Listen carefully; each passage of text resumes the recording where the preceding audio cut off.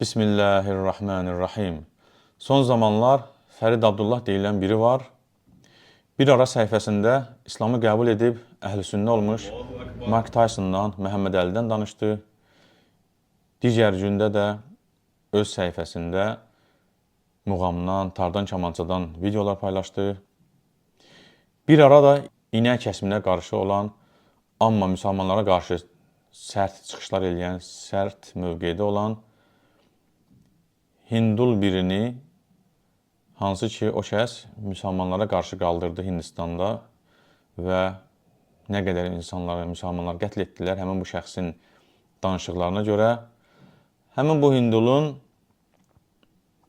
dəfələrlə çıxışlarını, sevdiyi, xoşuna gələn çıxışları tərcümə edib paylaşdı. Birdən kimsə sizə desə ki, sizin qaynananız cəhənnəmdə yanır,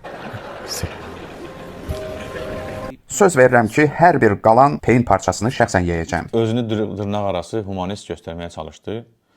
Sonra da birdən-birə başladı.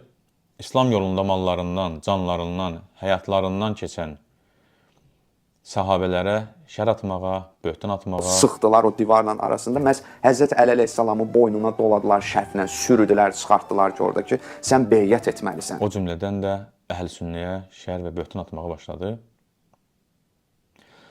Həmin bu kəsin böhtanlarından biri də odur ki, deyir ki, güya filan kəslər şiə alimlərinə şər atırlar ki, güya onlar deyir ki, Quran təhrif olub, Quran dəyişib. Təhrifin digər mənalarından biri də azaltma və ya əskiltmədir. Yəni Quranda bir zaman müəyyən şeylər olub, amma hansı səbəbdən indiki Quranda o hissə yoxdur və Quranın tərtibi zamanı və ya sonraki dövrlərdə onun bəzi hissələrinin itirildiyini iddia etməkdir. Bax, təhrifin bu mənası bizim indiki müzakirə mövzumuzdur. Qurani Kərimə bu cür təhrifin yol tapıb tapmaması mübahisəli və müzakirə olunan bir məsələdir. Bunu qəbul edən alimlər azdıq təşkil edir, lakin əksər alimlər bu iddianı rədd edirlər. Düzü mən istədim ki, bu insana özüm bir videolar hazırlayım, onun etdiyi səhvləri üzə çıxardım. Amma sonra fikirləşdim ki, daha yaxşı olar ki, üzbəyüz debat eləyək, elmi, ədəbi, mehriban, səmimi bir debat eləyək, istədiyi mövzuda. Lakin bu mövzudan başlayaq və keçək hansı mövzuya istəyir, çünki bu mövzuda onun, ola bilər, kobud desəm yalan, yumuşaq desəm bilmədən, xeyli nəqillər eləyir, sözlər iddia eləyir, hansı ki, hamısı səhvdir, yenə dedim, kobud desəm yalandır, ya da bilmədiyini danışırsan. Əgər razısansa, buyur, mən səni debata çağırıram. Gələ elə bu Quran təhrif iddia elədiyin bəzi orada yalanlar, səhvlər ki, qeyd elədin, onları bir-bir danışaq.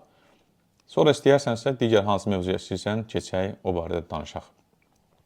Əlbəttə ki, təkcə oturub, hansısa məsciddə, minbərdə, kamera qabağında durub tək danışmaq çox asandır, amma acizlər üçün asandır. O gizli mollanı da mən debata çağırdım. Gördüm ki, neçə yalanlar danışıb, hansı ki, həmin yalanlara mən hələ də cavab verməmişəm. Lakin o gizli molla canlı debata gəlmək istəmir, gizli danışmaq istəyir. Mən heç özüm iki debat olanda, video görüntü olmayanda özümün belə həvəsim olmur ki, o videoya mən baxım. Qaldı ki, bu deyir, sən canlı danış, mən cansız üzümü göstərməyim, özümü göstərməyim, səslə danışım. Belə şeylər keçmir və mənə heç uyğun da deyil. Sən özün heç onsuz da uyğun deyildin mənimlə bəhs etməyə, lakin bəzi şeylərin xətrinə sənin bəzi yalanları üzə çıxartmaq istəyirəm. Əgər yenə də razısansa, buyur, canlı debata bu gizli mollanı da çağırıram, onun iddialarına cavab verəcəm. Əgər gəlməsə, sözsüz ki, vaxt eləyib bir gün inşallah həmin o bəzi mənim danışıqlarıma toxunub ki, irad bildirib, onları da bir gün inşallah cavablayacağım Allahın izniyle.